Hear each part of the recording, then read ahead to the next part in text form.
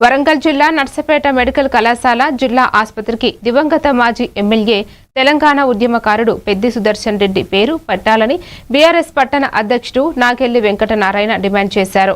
నర్సంపేట అభివృద్ధికి ఆయన చేసిన సేవలను గుర్తు చేశారు. భారీ పోలీస్ బలగాలతో విగ్రహాన్ని తొలగించడం ప్రజాస్వామ్య విరుద్ధమని విమర్శించారు. పెద్ది సుదర్శన్ రెడ్డి సేవలను గుర్తింపుగా మెడికల్ కళాశాలకు ఆయన పేరు పెట్టడమే సరైన నివాళి అని అన్నారు. టికెట్ ఇవ్వడం అని కానీ శివ రాజకీయాలని కానీ ఇంకా వాళ్ళు మాట్లాడుతున్నటువంటి నోటుకు వచ్చినట్టు మాట్లాడే పద్ధతి కానీ కాంగ్రెస్ విగ్రహం పెట్టడం అనే విషయం కానీ వివరణ కూర్చున్నాను. కూడా మాధవ్ రెడ్డి గారిని 1994 లోపల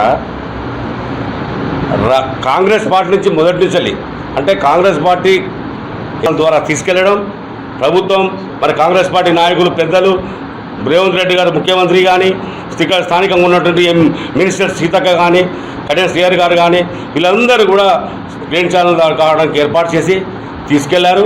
హాస్పిటల్లో యశోద హాస్పిటల్లో జాయిన్ చేయడం జరిగింది. మరి అక్కడ బస్సులో నిలదీయడం జరిగింది. మీ ఇష్టానుసారం మీరు కూడబెట్టే అధికారం ఎక్కడ ఉందండి? మాకు నోటీస్ ఇవ్వాలి.